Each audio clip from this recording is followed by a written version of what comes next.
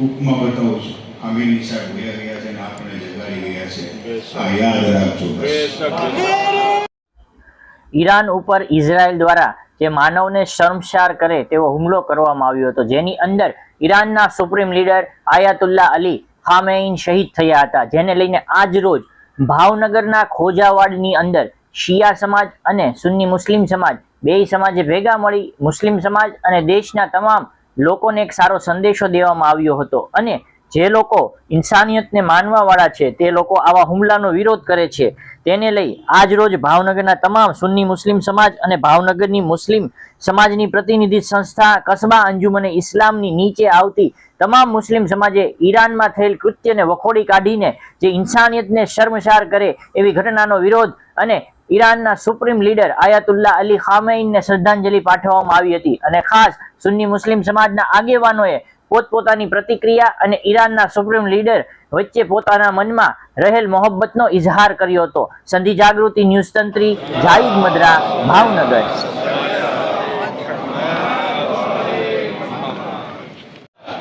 नारे रिसालत, नारे हैदरी।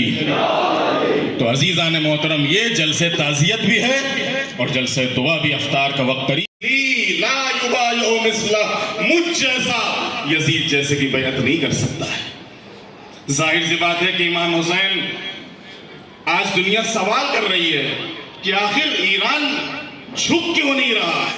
खास तो વધારે વાત નથી કરવાનો, પણ જે ફિરાજે અકીદત માટે અમારી સંસ્થા કસ્બા અંજુમને ઇસ્લામ તરફથી જે જાહેર ખિરાદત અકીદત આપવામાં વડીલ આપણા 57 દેશના જે કરે શહીદ થઈ ગયેલા છે, તો હું અહીંયા 58મા દેશના પ્રમુખ તરીકે ડિક્લેર કરું છું કે આપણા સમક્ષ વિશ્વના પ્રમુખ તરીકે ખામિયા સાહેબને સુન્ની સોરઠિયા ગાજી સમાજની ખૂબ ખૂબ એમને શ્રદ્ધાંજલિ અર્પણ કરું છું. અસ્સલામ વાલેકુમ.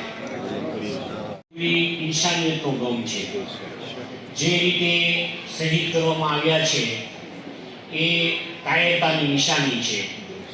અને આજે આ સમાજ આપણો જે જાગ્યો છે એને હંમેશા વિનંતી એ કરવાની છે કે હંમેશા આપણે જાગતા રહીએ, સાથે રહીએ, સાથે કામ કરીશું તો ઇન્શાઅલ્લાહ બાતિલને ઇન્શાઅલ્લાહ નાબૂદ પણ કરી શકીશું. આપણી ફરજ છે કે અત્યારે આપણે વાદ વિવાદમાં ન પડતા ફક્ત એક મુસ્લિમ on the same demise of Shaheed Ayatollah Khamenei Sahib.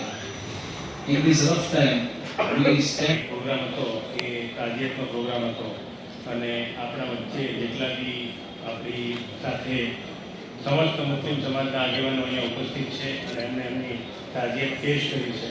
તો મને આપણા પૂજા શેખની જમાત વતી મને એવું લાગે કે કદાચ આપણે એનો શુક્રિયા માન્ય ઓછો છે, પણ મને અંદરથી એવું मौलाना साहब, आज खास करके जो सिया और सुन्नी मुस्लिम समाज ने मिलके जो खामेनी साहब को श्रद्धांजलि दी है, तो इससे आप भावनगर के मुस्लिम समाज और पूरे भारत के मुस्लिम समाज को क्या कहना चाहोगे?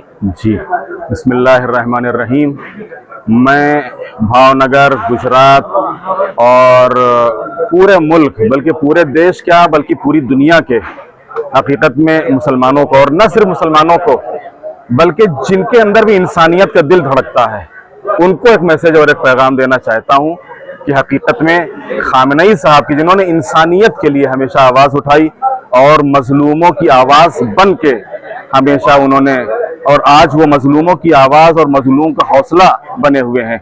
और दुनिया ने देखा कि उनकी शहादत की वजह से आज पूरी उम्मत मुस्लिमा, और न सिर्फ मुसलमान बल्कि जिनके दिलों में भी इंसानियत का दिल रखते हैं, जो हकीकत में आज वो सब एक मरकज के ऊपर, एक सेंटर के ऊपर और एक आवाज़ है, वो सब दुनिया के उस जुल्म के खिलाफ, आतंक के खिलाफ। और आज का जो प्रोग्राम रखा गया था उसमें क्या कहा गया सबको? आज के इस प्रोग्राम में जो खामेनी साहब का मैसेज था, जो उनका रास्ता था, जो उनका तरीका था कि उन्होंने हमेशा आतंक के खिलाफ और जुल्म के खिलाफ और भय के खिलाफ जिस तरीके से उन्होंने जिद्दोजहद की है, कोशिश की है, हम सब ने उसी रास्ते को आगे ले जाने के लिए संकल्प किया है।